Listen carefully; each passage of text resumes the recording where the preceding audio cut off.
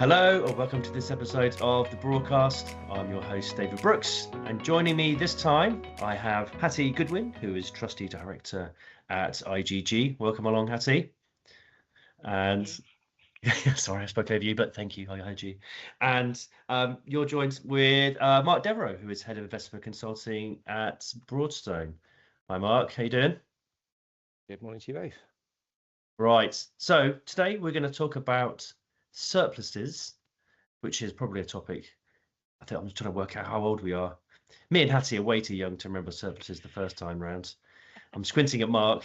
He's actually younger than me. So there we go. So we're all too young to remember surplus the first time round. So this is a novelty for us in our lives and careers. But we are going to talk about surpluses from perhaps a slightly different perspective than the usual conversations you hear about surplus. We're going to talk about what to do with it. You know, this surplus has emerged for various reasons. We may get into that. And depending on the strategy of the scheme, their time horizon, they'll need to do something with it. So to set the scene a little bit, Hattie, I think just come to you first. You know, you're working on a scheme, you're a trustee on a scheme, the surplus is there. What are your first thoughts? What are you thinking about when it comes to that surplus? Thanks, Dave. So, as you said, this is a wonderful new world environment that we find ourselves in now. And of course, from a trustee perspective, what we're really thinking about as a starting point is what basis this surplus has been calculated on. So what we're going to do with it is understanding really how it's been built up in the first place and how this surplus has actually been generated. So thinking about over the past few years, the level of sponsor contributions, member contributions, if there have been any, the impact of historic discretions and decisions that have been made by the trustees. So how this funding position has actually arisen in the first place. That then naturally leads you on to thinking more about ownership. So whose responsibility is this surplus at this point in your journey? What level of trustee discretion or ownership there is over it? How loud the sponsor's voice then needs to be at the table? You know, what kind of level of interest they actually have in this particular funding position, and kind of what level of interaction you need with them when you go through the decision-making process over what to do with it. And then also the benefits in the scheme. So, you know, what remaining potential liabilities might you have to secure as you go further along the journey towards sort of buyout and wind up, or perhaps in terms of running on, but thinking about the impact on members and that member experience. So it really changes the dynamic. We've moved from a world where we were constrained by affordability in the past, and that conversation has really moved on away from affordability into what's your destination? Is that the right destination? And also what we're going to do along the way, no matter how much time we actually have left to run. So we're moving very much away from the affordability conversation into more of a conversation about how long we're sticking around for and what our time frame looks like as a pension scheme. Yeah. So Marc, let's kick you off as well with a similar question. What, you know, from a different perspective, what when you see a surplus, what are you thinking about? Yeah, so with my investment hat on, Dave, I'd echo some of the things that Hattie's just said in terms of how are we defining this surplus? What's the basis of measurement for our liabilities that determines that we've got this surplus in the first place, whether that's low dependency or buyout or something else? And then do we have any sort of margins of safety built in there? Have we got some sort of buffer to cushion against adverse risks? Does that sit in the liability number, or does that sit outside in our surplus assets? And that's how we can determine, I think, what the real value of this surplus actually is, and what we can confidently say represents surplus. And the other thing I'd say is that it's critically important, I think, because this is a very different phase as Hattie set out for many pension schemes. It's very important to bear in mind that whenever surplus assets are spent, you know, that they're gone. That's it. There's no guarantee necessarily that we can get them back. So all of this is really important, I think, just to set the scene. The other questions I'm asking myself would be, what are the objectives here? Whenever we think about setting investment strategy, the first thing we have to do is set clear objectives for what it is we're trying to achieve. So, you know, what one of those objectives needs to be framed in terms of what are we going to use this surplus for? We might not know right now, but that could be going back to the employer, augmenting benefits, funneling money to DC schemes, or paying expenses, some combination of those probably, I suspect. And time horizon, really important when we're thinking about investments. Is this just a near-term thing? Are we going to buy out imminently? Do we have no plans at all to ever buy out and just we've got this indefinite time horizon, or perhaps more realistically, it's going to be some point in the medium term, so 5-10 years hence from here. That might represent the optimal point where our surplus is maximized according to our analysis, or we've exhausted it all. I don't know. These are all things that need to be teased out. I'm also asking myself the question about the employer's view, and is there a strong view there from the employer in terms of what we're going to do, how long we're going to do it for? Also bearing in mind that views can change depending on the nature of the employer, people, minds, regulatory backdrop can all change. And based on our experience to date, certainly I think the employer's view has been very instrumental in determining what direction we head in. Final question for now would be about risk management. So I think it's a very different situation when you're managing a surplus relative to a journey to plugging a deficit. So I think we have to ask ourselves in terms of what is our risk tolerance here? What's our appetite for risk? Framed in the context of all the other things. So just picking up on what Marc said there, just thinking about kind of that structure, if you like, of what the assets look like in the scheme as we've got them now. And I think, Dave, when we've talked about this in the past, you've referred to my buckets. Yeah. So I'm going to talk about my buckets here. We love buckets and pensions. Yeah. Buckets. So we talk about a surplus being a position on the a funding position in the scheme, but actually understanding how that breaks down. So when you're looking at your pension scheme assets, what proportion of those assets are there to secure liabilities? So you obviously, Marc, I'm sure you can talk for ages about hedging in the pension scheme, but you've got those that liability hedging piece. So those bits that mitigate the unrewarded risks associated with interest rates and inflation, etc., that you're going to use to back your liabilities in your scheme.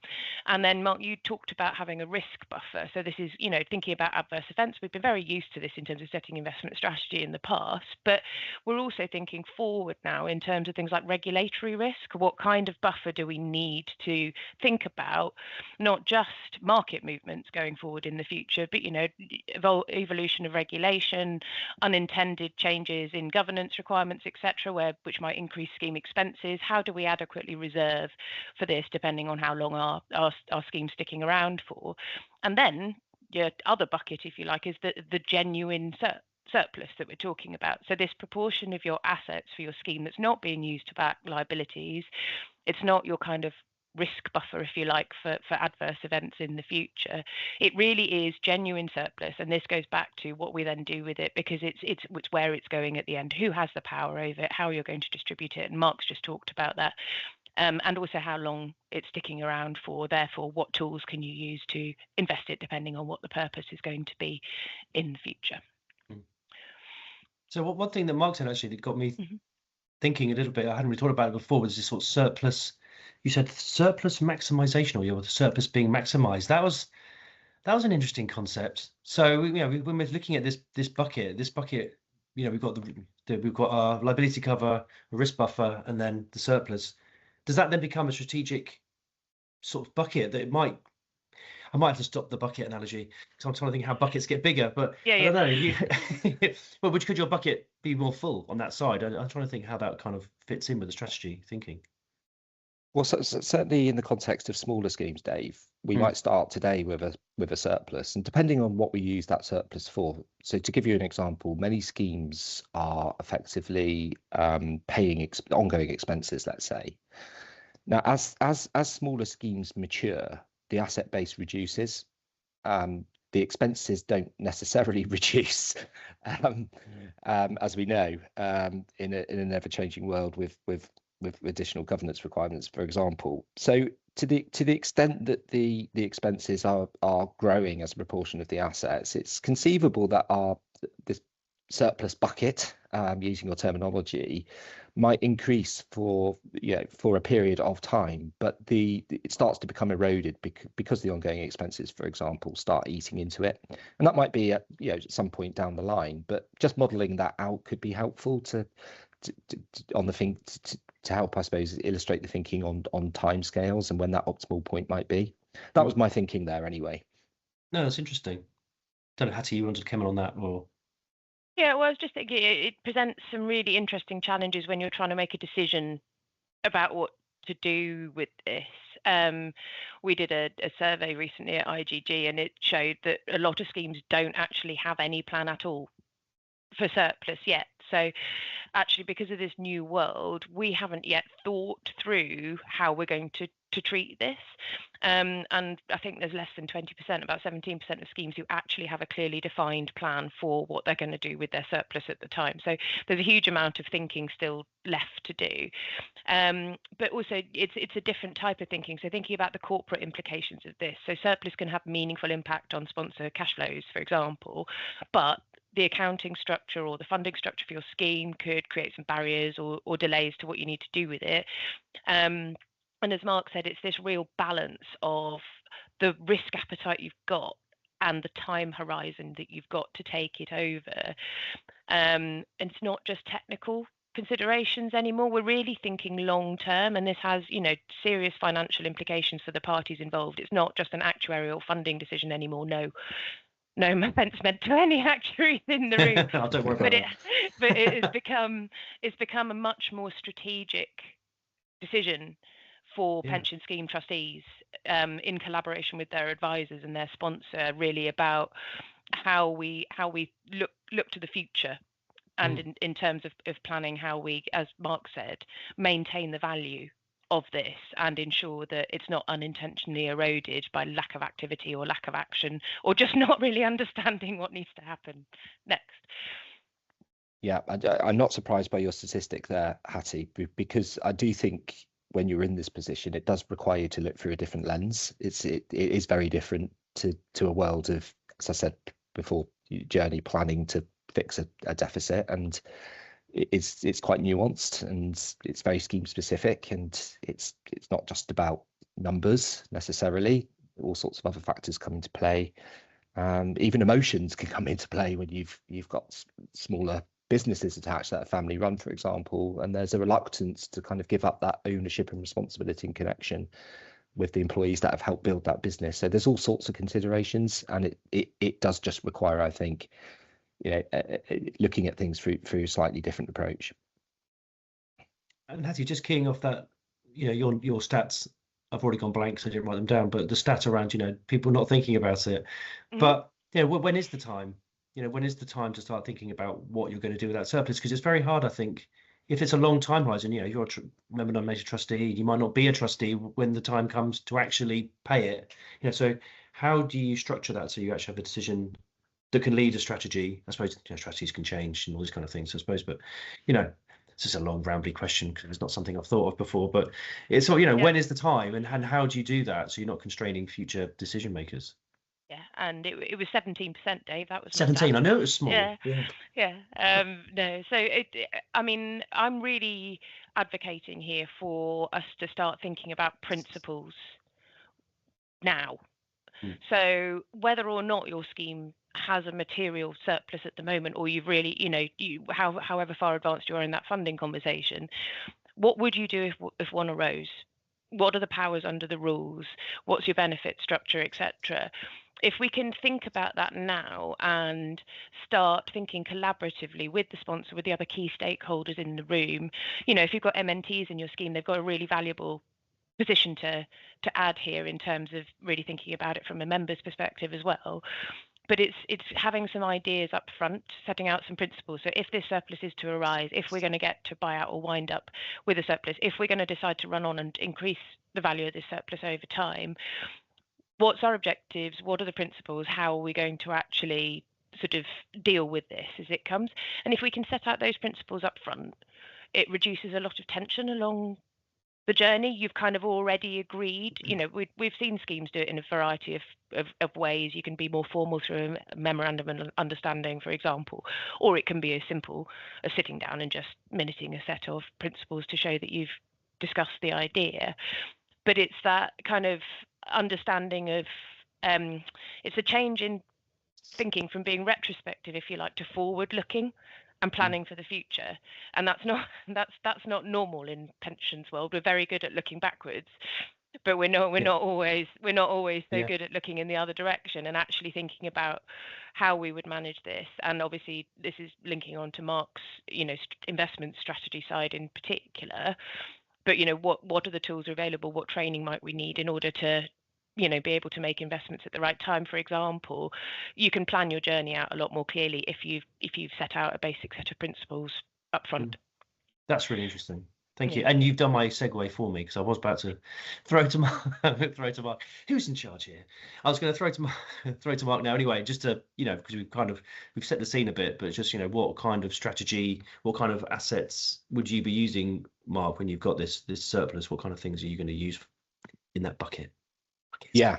Well, first of all, Dave, go back to those objectives. So, what are we going to use these assets for? If we know at this stage, what's the time horizon? What's the risk budget? And that's framed in terms of tolerance. How much risk can we actually afford to take? But also, importantly, appetite. How much do we want to take in this part of the asset portfolio?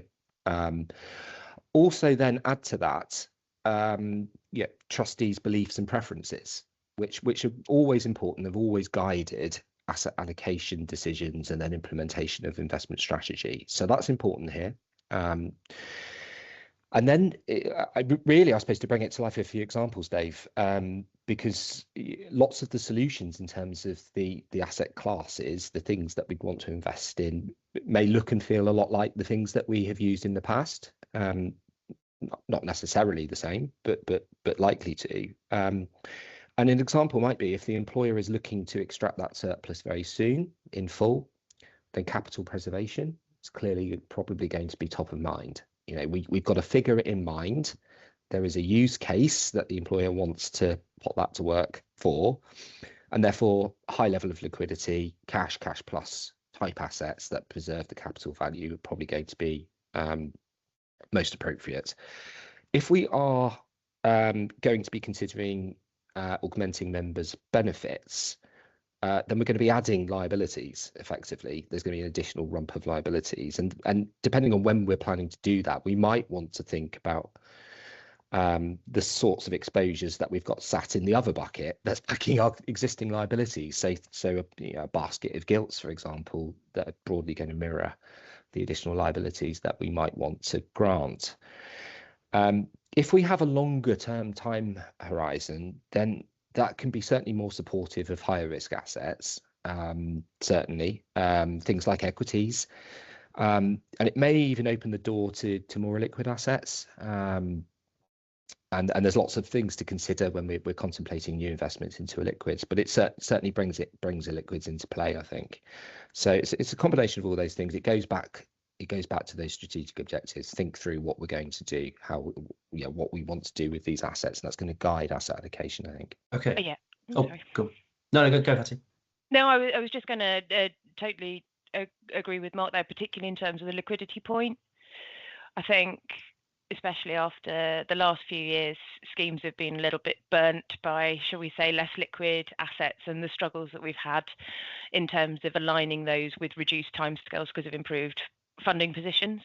But yeah, being able to sort of go back to my buckets again, if you like, but rethink what your liquidity constraints are for the different parts of your portfolio, and therefore what wider options might be available to you when you've got a bit more freedom or flexibility without having the need to necessarily link to your liabilities in the same way as you traditionally have. I think it's just a really interesting area and opens up a few more interesting discussions in the investment strategy world for schemes.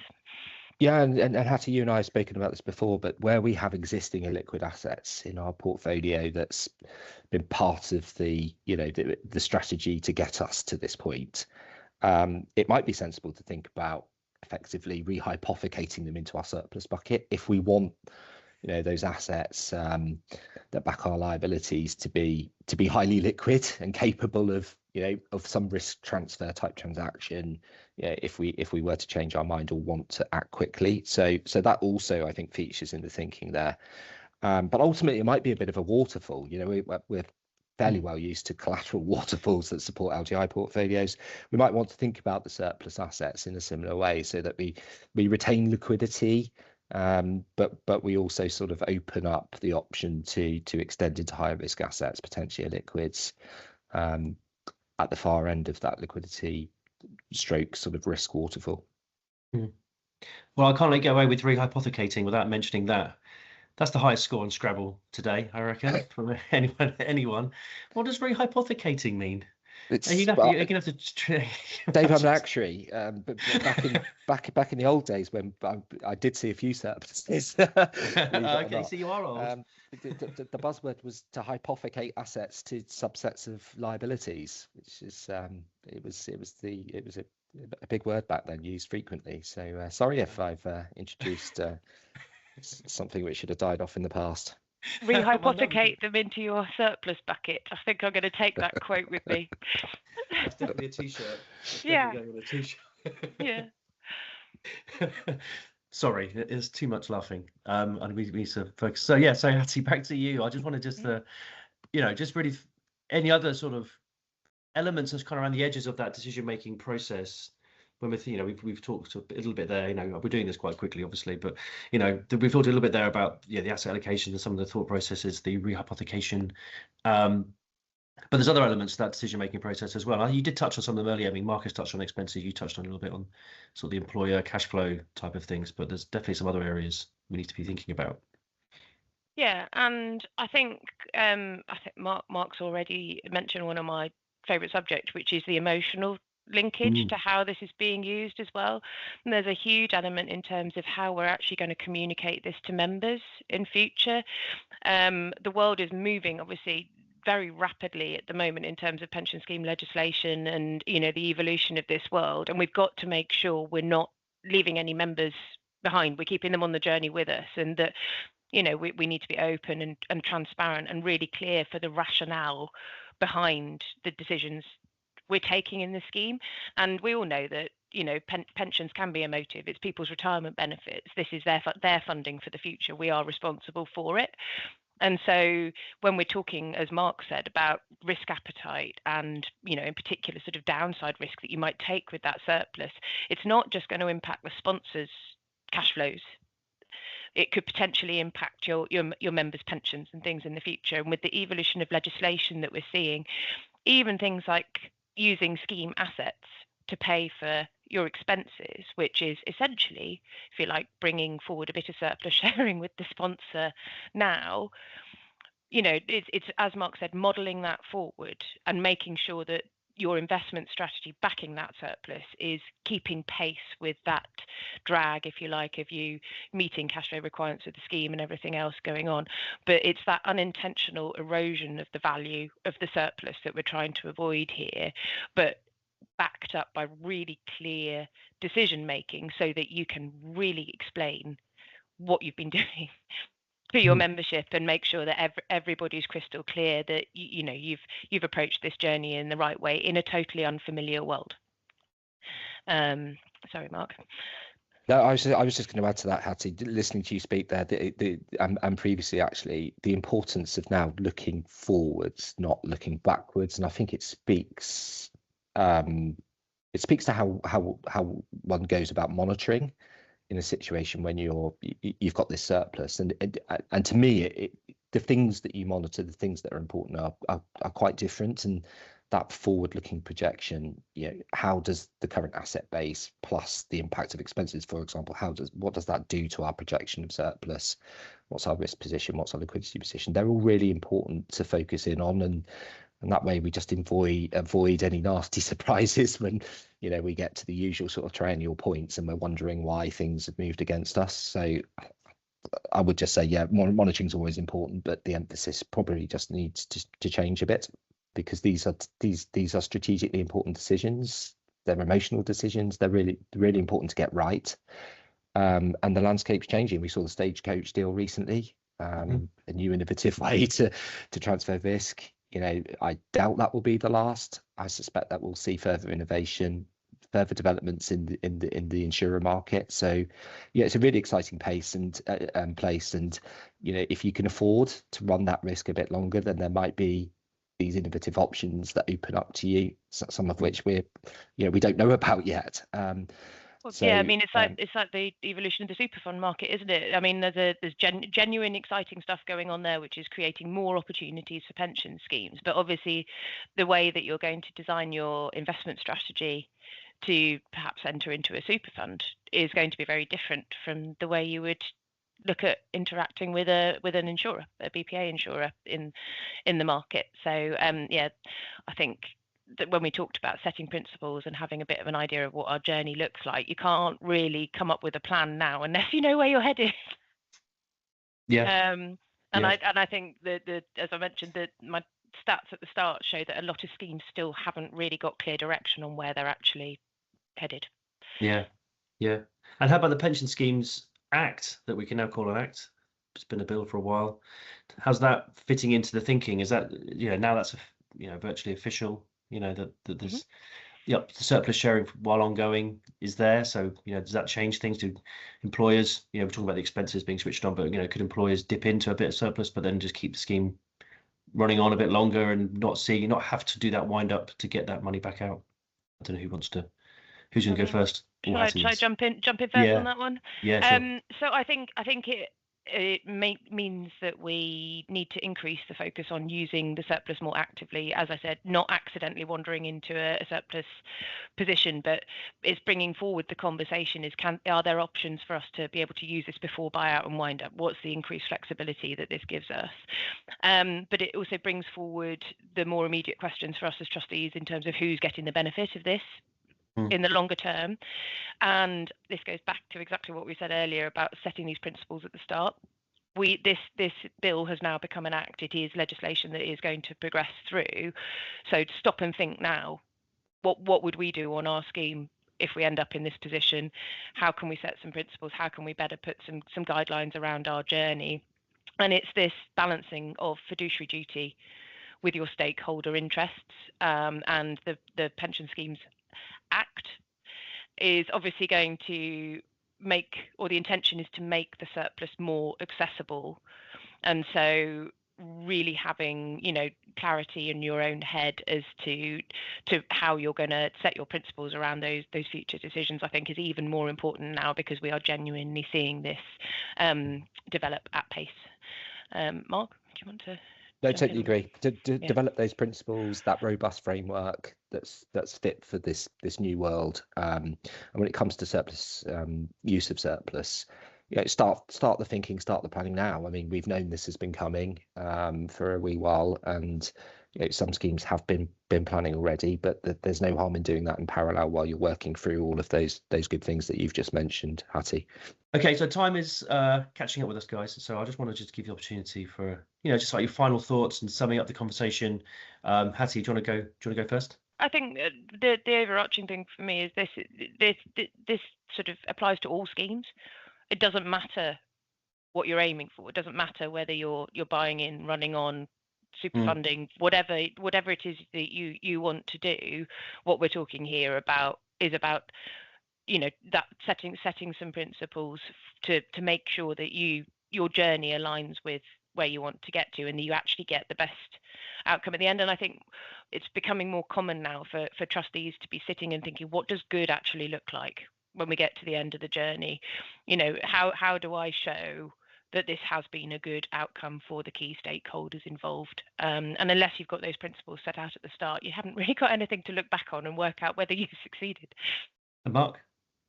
Yeah, similar message for me, Dave. It's being clear on those objectives, as clear as you can be, because when it comes to investment strategy, everything should link back logically and be consistent with those objectives. It just makes decision making so much easier, and then it gives you the framework to be able to monitor, and as Hatty said, to determine whether ultimately you've been successful in delivering against those objectives. That's great. Thanks, guys. Thank you for your time today to talk through that.